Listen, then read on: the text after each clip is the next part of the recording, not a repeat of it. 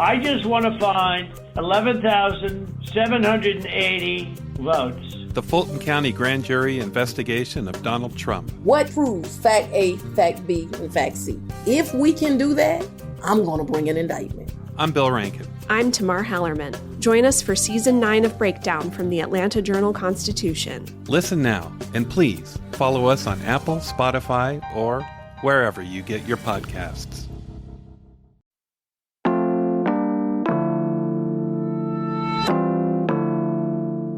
Today on CityCast Pittsburgh. Hi, my name's Amy Jackson. Welcome to the Call Your Christmas Bus. We visit the holliest, jolliest city bus.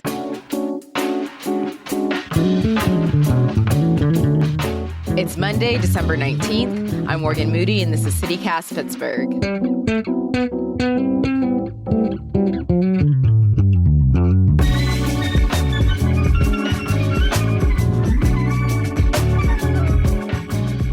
Is Christmas your favorite holiday?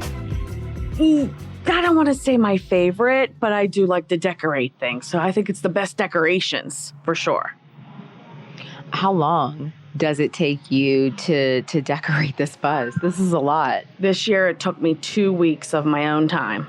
So in between my work, I decorate, or at night, or on the weekends.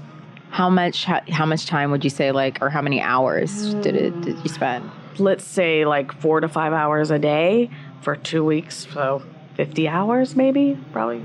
So as much as you're working. Yeah. Yes, for sure. And do you come out of pocket yourself for all of this? It does come out of my pocket. How much? I don't know how much, because I've been doing it for 6 years. So there's things that, I have been on here for a couple years, but every year I have to buy the new windows. Every year I buy seat covers. And if there's anything I want to change, we had to buy all new lights last year for LEDs because we had the old lights. And it was taking too much power. So we bought the LED lights. It looks like a bachelorette party or a party bus as soon as you step on. There are string lights hanging from the ceiling that are really colorful with garland.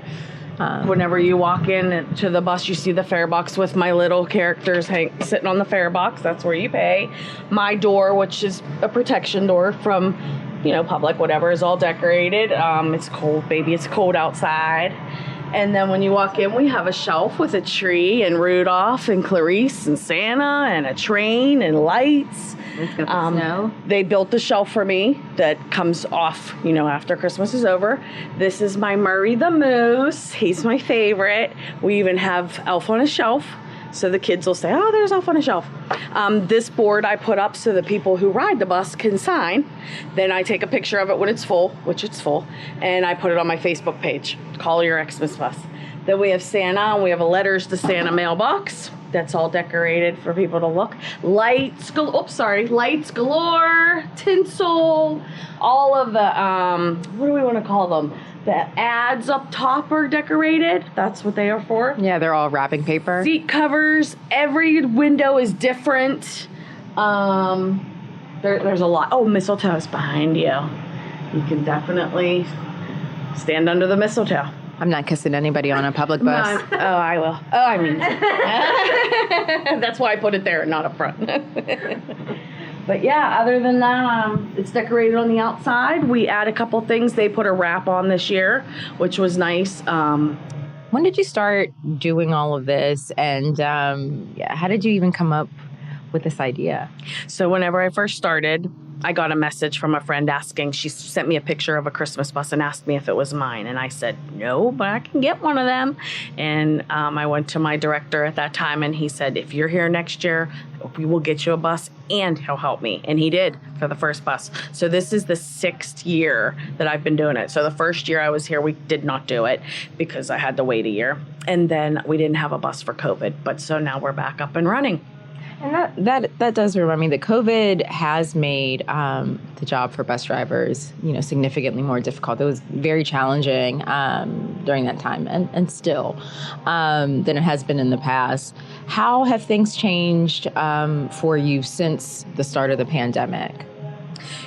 Things with the bus, when if for the Christmas bus, it makes everybody happy. And like I said before, we need happiness in the world. This definitely makes people happy. We need to start coming together and make things happy. That's all you can do. Yeah, so what have some of the riders or people said to you, either over the years or even this year, about, what coming onto this bus and what it means to them, or any feelings that they have coming onto the bus? When people get on, and if they're having a bad day, and then they'll be leaving and they'll say, "You made my day, thank you. I'm a lot more cheerful." And then there'll be people that'll say, "I wasn't going to decorate, but you know what? This made my day, and I'm going to go home and start decorating." What bus is this, by the way, that like once it leaves the Collier garage, what bus is it? I do something different every day. I have the schedule on my Collier Christmas bus website or on the Facebook page.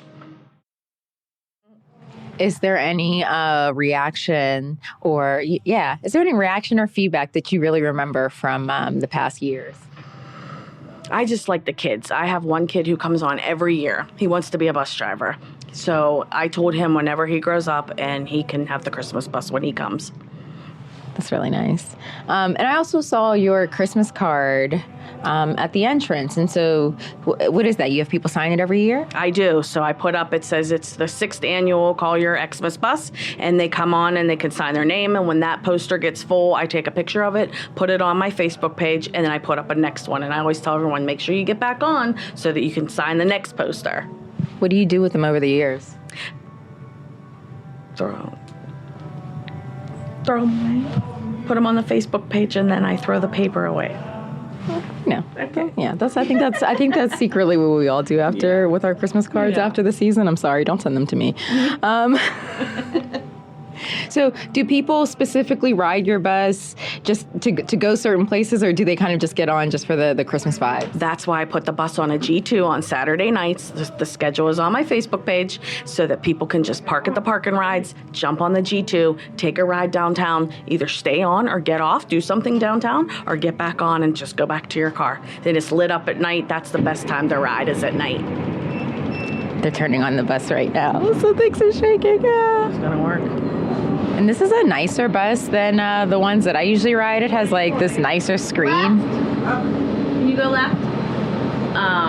It is a nicer bus. It's clean. I have somebody who cleans it, keeps it clean, mops it every night, But if riders would just take their stuff with them, it would be clean all the time.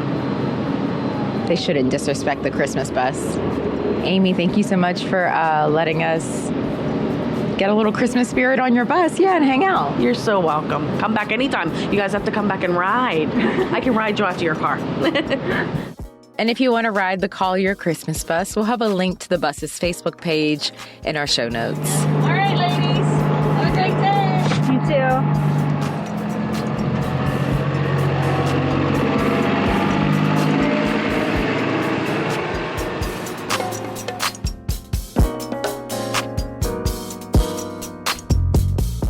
A little more news before you go. The Shell cracker in Beaver County has already exceeded its annual emissions.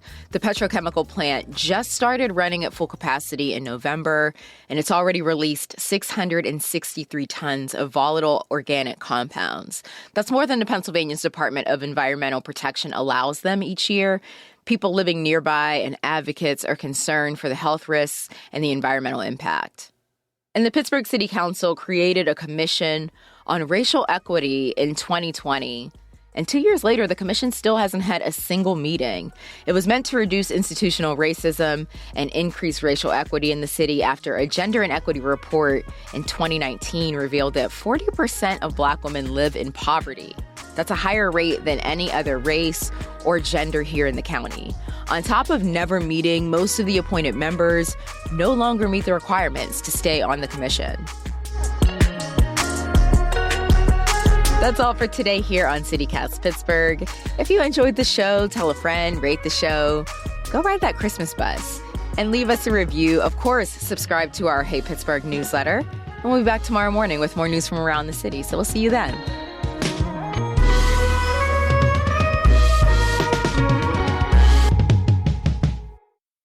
You want to pull us out, Chuggy?